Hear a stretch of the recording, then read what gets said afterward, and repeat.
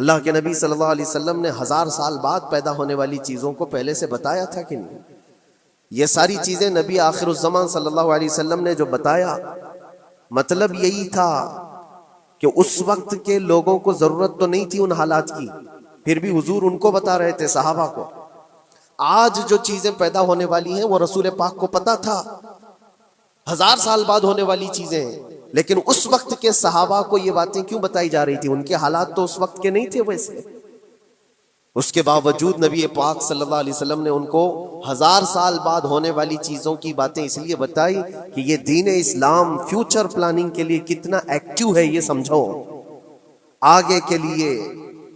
इसलिए बताया गया कि सहाबा अपनी औलाद को और वो अपनी औलाद को, वो अपनी औलाद को ये बात मुंतकिल करते जाएं और आने वाले हादसों से पहले से जहन प्रिपेयर रहे, तैयार रहे। दज्जाल के फितने का जिक्र कितनी मर्तबा हदीस पाक में आया। उम्मत को नबी पाक सल्लल्लाहु अलैहि वसल्लम ने यूं ही नहीं छोड़ दिया। दज्जाल का फितना आएगा, याजूज माजूज का फितना आएगा, ये सारी चीजें बताई गई कि नहीं, हर मुसलमान तकरीबन जानता है आखिर जमाने में एक बहुत बड़ा फितना दज्जाल की सूरत में जाहिर होगा। तो ये बातें इतने 100 सालों से चल रही है कि जहन तैयार है उस फितने को कि अगर ऐसा फितना आया तो ईमान पर डटे रहना है, जमे रहना है। ये बात होती है आगे आने वाले हादसात से कौम को बाखबर रखना। आज जो हालात हैं, जब कभी कोई चीज लुट जाए तो सारे लोग सड़कों पर आ जाएंगे या फिर किसी नशिस्तगाह पर बैठ करके रात भर मीटिंग करके चले जाएंगे। यह हादसे होने के बाद के जो हालात हैं, ये वही चीजें दर्शा रही हैं कि कुव्वत फिक्र अमल फना हो गई है। क़ियादत हमारे यहाँ मफकूद है, किसी एक कायद के तहत कोई सारी कौम आना नहीं चाहती। आप क्या समझते हैं कि जो हमारे साथ हालात पेश आ रहे हैं, कभी मस्जिदों को लेकर, कभी खानकाहों को लेकर, कभी बुजुर्गों के नाम को लेकर, अब हमारे वक्फ की जायदाद को लेकर, ये सारे जो मामलात हैं ये अचानक आने वाली चीजें नहीं हैं। भांप लिया गया है तुम्हारी पूरी तबीयत को, तुम्हारे मिजाज को, कि फिक्र अमल की कुव्वत इनकी खत्म हो चुकी है। इनको 2 चंद चीजों में ही राजी किया जा सकता है। दुनिया ये समझ रही है जिसकी वजह से खिलवाड़ पर खिलवाड़ होते चले जा रहे हैं, और उनको ये भी पता है कि ये कुछ ना कर सकेंगे। मेरे अजीजों, आप नाउम्मीद और मायूस ना हो कि हमसे कुछ नहीं होगा। अल्लाह करीम चाहे तो एक बंदे से भी पूरी धरती पर जलजला ला सकता है। अल्लाह करीम की जात पर यकीन और तवक्कुल रखो। सरकार गरीब नवाज हिंदुस्तान आए थे तो बहुत बड़ी फौज लेकर नहीं आए थे, अल्लाह की जात पर भरोसा करके आए थे और 90 लाख लोगों के दिलों में चिराग इस्लाम जला दिया था। वो यकीन और तवक्कुल के साथ आए थे। आज लोगों के दिलों के अंदर जो मायूसी और नाउम्मीदी डाली जा रही है कि कुछ होगा नहीं, अभी कुछ करने से कुछ नहीं होगा, ये नाउम्मीदी और मायूसी तुम्हारी तबीयत में क्यों आई? क्या तुम्हारा रब तबारक व तआला की जात पर यकीन कमजोर हो गया? अगर ये इस तरह की बीमारी आई है तो फिर बदर पढ़ लेना। जब रसूल पाक सल्लल्लाहु अलैहि वसल्लम के साथ वो सहाबा जा रहे थे, उनको अच्छी तरह पता था कि सामने आने वाली फौज कितनी ताकत लेकर आ रही है। 1000 लोग आ रहे हैं, हाथी घोड़े उनके पास, हथियार और असबाब उनके पास है, खाने पीने की मजे की सारी चीजें लेकर के आ रहे थे मक्का वाले। और इधर सहाबा नंगे पैर हैं, 313 के पास 4 घोड़े हैं, पैदल चले आ रहे हैं। छांव लेने के लिए कोई जगह तक नहीं है उनके पास। एक खजूर किसी के पास हो तो 10 लोग उस पर इत्तेफा कर लें। फाके पर फाका करने वाले वो सहाबा, लेकिन उन्होंने ये नहीं कहा कि अल्लाह के नबी सल्लल्लाहु अलैहि वसल्लम से क्या हमारे पास असबाब की कमी है, हथियार की कमी है? कुछ नहीं, हमारे पास सवारी नहीं है।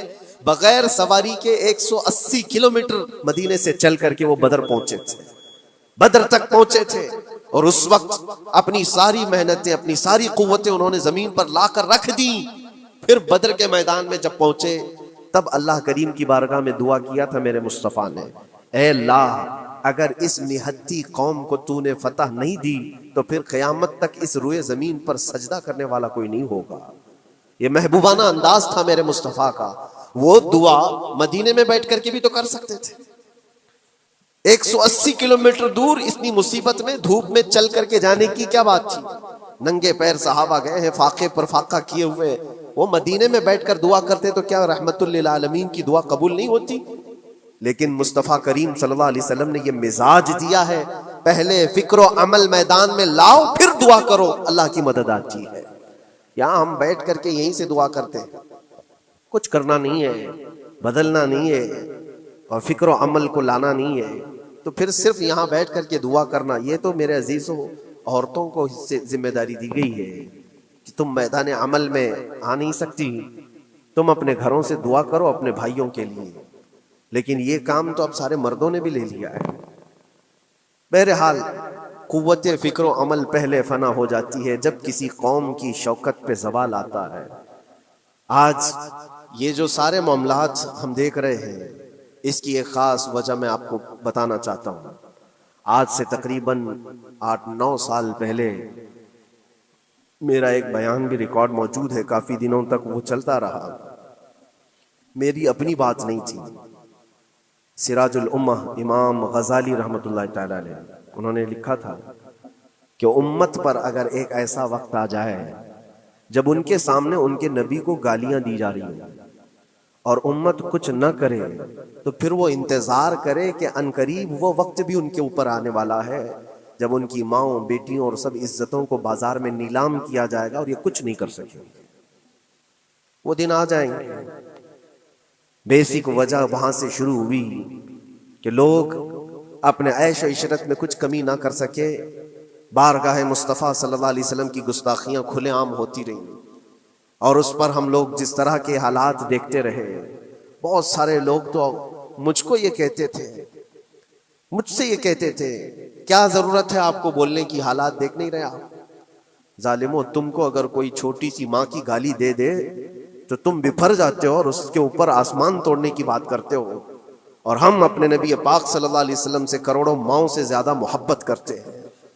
उस रसूल पाक सल्लल्लाहु ताला अलैहि वसल्लम पर कोई भौंकता रहे और उसका जवाब न दो, तुम ये कहते हो मसलहत है, हालात ऐसे हैं, तो फिर अपना ये लिबास बदल लेना चाहिए, अपना नाम बदल लेना चाहिए। फिर इस दायरा इस्लाम में रह करके मतलब क्या है? इसीलिए इकबाल ने 100 साल पहले एक मिजाज दिया था, ईमान है क्या चीज, इस्लाम है क्या चीज। तुम क्या समझते हो दाढ़ी टोपी और जुब्बे कुब्बे का नाम इस्लाम है? इस्लाम क्या है? इकबाल ने कहा था कि बारगाह मुस्तफ़ा सल्लल्लाहु ताला अलैहि वसल्लम के कदमों तक अपने आप को पहुंचा दो, यही दीन है, यही दीन है। गर्भ ऊना रसीदी तमाम अबू लहबीस, और अगर तुम वहां तक नहीं पहुंच सके तो जिंदगी अबू लहब की तरह है। दीन ये है, आबरूए मां जनामे मुस्तफास्त, हम सब की इज्जत व आबरू हुजूर के नाम से जुड़ी हुई है, उनके नाम से जुड़ी हुई है हमारी इज्जत व आबरू, और तुम उस नाम की हिफाजत नहीं कर सकोगे तो आगे ये सब चीजें आने वाली हैं जो आ रही हैं। आज लोग आज वावेला मचा रहे हैं। ये बात याद रखना, शैतान कभी फजर की नमाज के लिए उठा नहीं सकता, और अगर उठा रहा है तो फिर उसका कोई मकसद है। शैतान और नमाज, आज सत्ता उनके पास है, ताकत उनके पास है, हुकूमत उनके पास है, डिपार्टमेंट उनके पास है, सब कुछ, जुडिशरी, हर चीज उनके पास हो, वो क्या कर रहे हैं उससे मुझे मतलब नहीं। मैं आपसे ये पूछना चाहता हूं, मुझे रहजनों से गरज नहीं, तेरी रहबरी का सवाल है। तुम खैर उम्मत हो, रसूल पाक की उम्मत में हो, तुम्हारी भूमिका जिसको कहा जाता है, तुम्हारी यहाँ पर जिंदगी के मामलात ये बहुत ज्यादा अहमियत के हामिल हैं। तुम कैसे बन सकते हो आज? इसीलिए कुरान पाक की आयत मैंने शुरू में तिलावत की। रब्बे जुल जलाल फरमाता है, इन्नल्लाह ला युगय्यिरु मा बिकौमिन हत्ता युगय्यिरु मा बिअनफुसिहिम, बेशक अल्लाह ताला उस वक्त तक किसी कौम की हालत नहीं बदलता जब तक वो कौम खुद अपनी हालत बदलने की कोशिश नहीं करती। जब तक अपनी हालत बदलना नहीं चाहते उस वक्त तक अल्लाह तबारक व तआला नहीं बदलेगा। व इज़ा अरादल्लाहु बिकौमिन सूअन फला मरद्द लह, और अल्लाह ताला का ये जलाल भरा इरशाद तो सुनो, ये 13वें पारे की सूरह राअद की आयत है। अल्लाह करीम फरमाता है, और जब अल्लाह किसी कौम के साथ सख्ती का मामला करना चाहे, पकड़ करना चाहे, तो फिर कोई ताकत उसको टाल नहीं सकेगी। रब तबारक व तआला जब किसी कौम पर अजाब लाना चाहे तो कोई उसको टाल नहीं सकेगा। तो बदलो। इसीलिए अक्सर ये कहा जाता, मैं तो अपनी तकरीरों में जो चंद मुझे चीजें याद रहती हैं वो अर्ज किए देता हूँ बाकी मुझे शेर व शायरी ज्यादा याद नहीं रहती, लेकिन जो दिल पे लगती हैं बातें वो जहन में महफूज हो जाती हैं। किसी शायर ने कहा था, जगह जगह के थक चुके हैं तुम्हें ये हंगामे, नशाते लज्जते ख्वाबे गिराम बदल डालो। क्या मतलब है? रोज एक एक हंगामा होता है, तुमको जगा रहा है, उठ जा ए मुसलमान उठ जा। नशाते लज्जते ख्वाबे गिराम बदल डालो, लंबी नींद सोने की जो आदत पड़ी हुई है इस मजे को बदल डालो। गलत रवि से मनाजिल का बौद बढ़ता है, मुसाफिरों रविशे कारवां बदल डालो। शायर ने कहा है, इधर उधर की लय में चलते रहोगे तो मंजिल लंबी हो जाएगी। जिस रास्ते पर तुम्हें चलना है, अगर बार बार इधर उधर मुड़ते रहोगे, गलत रवि इसको कहते हैं, गलत चलने से मनाजिल का बौद बढ़ता है, मंजिल लंबी हो जाती है, जहां पहुंचना था वहां पहुंच ही नहीं पाओगे। इसीलिए शायर कहता है, मुसाफिरों रविशे कारवां बदल डालो, काफिले के चलने का जो तरीका है इसको बदल लो तुम। ये पूरी की पूरी बात हम पर फिट होती है, चलने का अंदाज बदल डालो है नौजवानों। जहां किसी के घर में आग लगी हो, धुआं उठ रहा हो, और अगर कोई नौजवान अंदर बैठ करके ये कहता हो कि ये सावन का मौसम है या फिर ये अबरे रहमत है, तो उसकी सोच पर हम क्या कहें।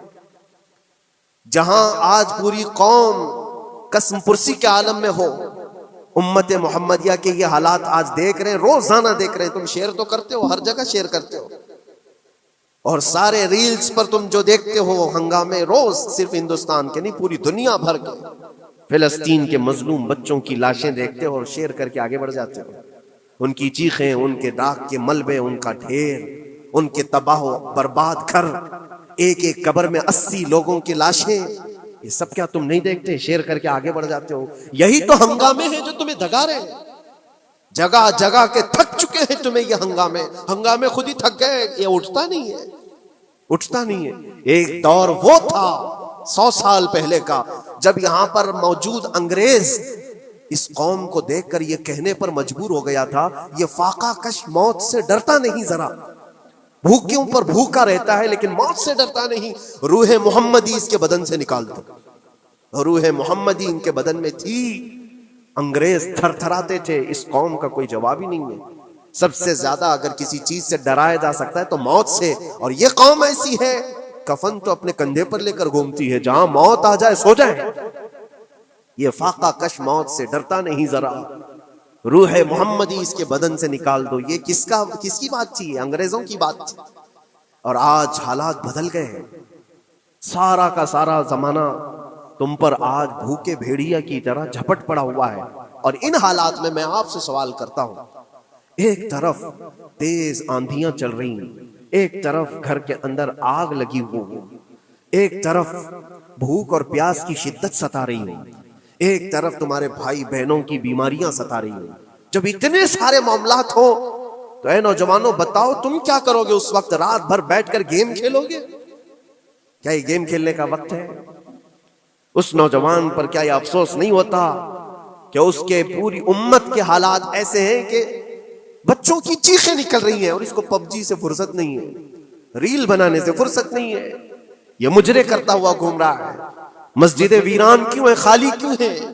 तुमने मस्जिदों को वीरान रखा तो मस्जिदें तबाह होने शुरू हो गई, दूसरों की नजर होने लग गई और इस पर लोगों की गलत नजरें पड़ने लग गई। आ जाओ ऐ मुसलमानों, मेरे मुस्तफ़ा करीम सल्लल्लाहु तआला अलैहि वसल्लम की हिदायत पर एक बात चैलेंज के साथ कहता हूं। तुम्हारा नाम अगर नबी पाक सल्लल्लाहु अलैहि वसल्लम के नाम से जुड़ा है तो ये चैलेंज के साथ मैं कहता हूं, इस रहती दुनिया में तुम्हें पूरी ताकतें मिलकर वो इज्जत नहीं दे सकती जो मेरे मुस्तफा के कदमों की वाबस्तगी देगी। कोई तुम्हें इज्जत नहीं दे सकता। तुम्हें वहीं आना पड़ेगा, उसी पॉइंट पर आना पड़ेगा जहां पहुंच करके खालिद बिन वलीद ने इज्जत पाई थी। उसी नुक्ते पर आकर जमा हो जाओ जहां उमर पहुंचे थे तो फारूक आजम बन गए थे। उसी नुक्ते पर आ जाओ जहां अली पहुंचे थे तो हैदर कर्रार बने थे। हर एक को इज्जत उसी बारगाह से मिली है। और जो कुछ भी मामलात हो रहे हैं उसकी एक वजह यही है, नामूसे रिसालत पर तुमने हल्केपन का इजहार किया तो फिर हमारे सारे मसले दांव पे लग जाएंगे। सारे मसले ये तो वक्फ है, अभी देखो आगे कल तुम्हारी अजानें निशाने पर हैं, तुम्हारी जमात की नमाजें निशाने पर हैं, तुम्हारी मस्जिदें भी निशाने पर हैं कि तुम अपने घरों पर भी जुमा पढ़ सकते हो, छतों पर भी नमाजें पढ़ सकते हो। ये सब मामला आएंगे। बुर्का, हिजाब, टोपी, दाढ़ी वैसे ही चल चुके हैं मसले, हर चीज निशाने पर है। अरे तुम्हारे खाने भी निशाने पर है, तुम क्या खाओगे क्या बचाओगे ये भी निशाने पर है। ये सारे मसाइल सिर्फ इसी बुनियाद पर है। कुव्वत फिक्र अमल पहले फना होती है जब किसी कौम की शौकत पे ज़वाल आता है। और ये एक बात ये भी मैं बता दूं, इकबाल ने सच कहा था, उनके जो हम गुलाम थे खल्क के पेशवा रहे, उनसे फिरे जहां फिरा फिर आई कमी वकार। जो कुछ भी हुआ है हमारी इज्जत और वकार में कमी का मसला उनसे फिर जाने की वजह से। नबी पाक से तुम दूर हुए, ये इज्जतों और वकारों में कमी है। अजीब सी बात नहीं है, ये दोगलापन नहीं है। मैं उन नौजवानों से पूछता हूँ, नबी पाक सल्लल्लाहु अलैहि वसल्लम से सच्ची मोहब्बत का इजहार करते हो, हुजूर से अपनी जान से ज्यादा मोहब्बत की बात करते हो, लेकिन जब उनके अखलाक की बात की जाए तो तुम्हें अखलाक उनके पसंद नहीं है। हुजूर पाक का चेहरा नहीं पसंद है, हुजूर पाक के लिबास तुम्हें नहीं पसंद है, तो फिर कौन सी मोहब्बत की बात करते हो? अल्लाह के रसूल सल्लल्लाहु तआला अलैहि वसल्लम से तुम बेइंतहा मोहब्बत की बात करते हो, फिर वो मोहब्बत का तकाजा ये है कि तुम्हारी जाहिरी जिंदगी में भी तो नजर आए कुछ। मोहब्बत का तकाजा ये है, तुम शर्मा जाते हो, दुनिया क्या कहेगी मुझे, दुनिया क्या कहेगी, दकियानूसी कहेगी, फंडामेंटल कहेगी, पुराने जमाने का कहेगी, मैं चेहरे पर दाढ़ी रख लूं तो लोग मुझे पता नहीं क्या क्या कोसेंगे। तुमने दुनिया के लिए अपने आप को बदल लिया, ये नहीं सोचा कि ये वही दुनिया है जो 4 दिन के बाद मेरी दोस्ती को लात मारेगी और 4 दिन के बाद मुझे कब्र में रख करके मनो मट्टी पर दबा देगी, और मुझे जाना तो है, फिर कब्र में मुंह दिखाना है तो उसी मुस्तफा को दिखाना। जहां ये नहीं पहुंच सकते वहां रसूल पाक होंगे। महशर के मैदान में जहां कोई सहारा नहीं होगा, उस वक्त रसूल पाक तुम्हारा हाथ पकड़ रहे होंगे और तुमने उनका ख्याल नहीं किया। आ जाओ उसी नुक्ते पर, उसी पॉइंट पर जहां हमारी कामयाबी मुज़मर है। मैं सिर्फ और सिर्फ अपने बयानों में यही चीज अर्ज करना चाहता हूँ, सिर्फ इतना चाहता हूँ नौजवानों, जिसके नाम से तुम आबाद हो उस नाम के साथ सही मानों में जुड़ जाओ, क्योंकि कुरान का वादा है, वला तहिनु वला तहज़नु व अंतुमुल अअलौन इन कुंतुम मुमिनीन। घबराओ मत, परेशान मत हो, तुम सबसे ज्यादा बुलंद रहोगे। अगर अल्लाह ने फरमाया है तो ये 100% हक है।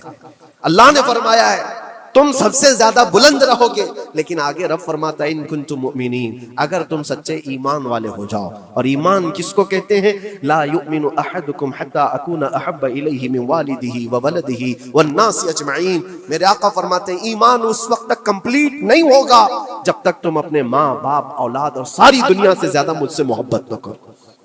ये है। और आखिर में मैं यही कहूंगा, हर मसले का हल, सारे तमाम इश्यूज का खुलासा, इलाज एक ही चीज में है कि मोहम्मद से वफा तूने, तो हम तेरे हैं। ये जहां चीज है क्या, लौहो कलम तेरे हैं। लोग इंतजार में हैं, बहुत सारे लोग ये पूछते भी हैं हमें क्या करना चाहिए, हमें क्या करना चाहिए। जुल्म पे जुल्म होता जा रहा है, जालिम अपने अंजाम पर जरूर पहुंचेंगे, क्योंकि कुरान में अल्लाह का वादा है वसयअलमुल्लज़ीना ज़लमू अय्य मुनक़लिबिन यनक़लिबून। अनक़रीब जालिम ये देख लेगा कि अल्लाह उसको किस पलटी पर पलटाएगा, किस खाई में गिराएगा, उसे अंदाजा भी नहीं होगा, उसके बुने हुए जालों में वो खुद फंसेगा। जालिमों की एक लंबी तारीख है और उनको भी पढ़ना चाहिए जो आज जुल्म कर रहे हैं, लेकिन तुम्हारा किरदार क्या हो, इस सिलसिले में जो हमारे बच्चे या नौजवान सवाल करते हैं क्या करना चाहिए।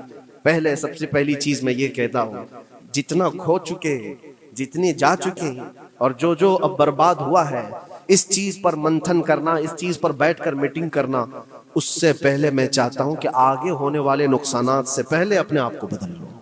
आगे जो बड़े हादसात आने वाले हैं, आगे जो बड़ी आंधियां आने वाली हैं, उससे पहले अपने दरवाजे ठीक कर लो, अपनी जिंदगियां सुधार लो।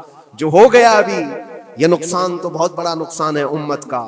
जो कुछ भी हुआ है, मस्जिदें, माबदें, खानकाहें, मज़ारात, औलिया की ज़ात, बुजुर्गों के नाम, कुरान, इस्लाम, दीन, ये सारी चीजों पर जो जो हमले हुए, लेकिन आगे चल करके तुम्हारे वजूद पर सवाल होगा, तुम्हारी नस्लों पर सवाल होगा, तुम्हारे इल्मे दीन पर सवाल, तुम्हारी मेहराब पर, तुम्हारे मिंबर पर।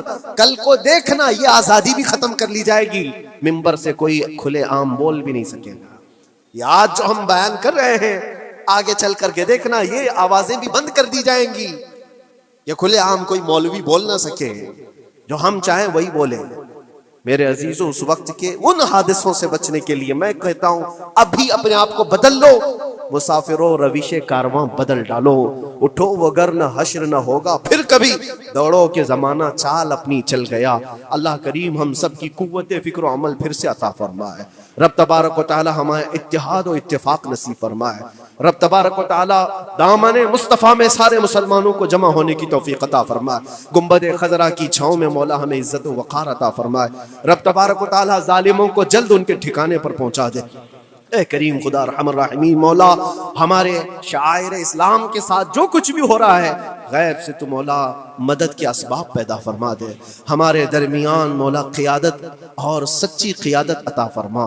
ए करीम खुदा रहमान रहीम, खुसूसन तेरे दरबार में इल्तिजा है मौला, फ़िलिस्तीन के निहत्ते मजलूमों की गैब से मदद फरमा। जिब्राईल अमीन की ताईद उन्हें अता फरमा। रहमत के फरिश्तों से उनकी मदद फरमा। मौला पूरा शहर राख के ढेर पर है। ए करीम खुदा खुशियां देखे उन्हें जमाना बीत गया। मौला उनके घरों में खुशियां अता फरमा।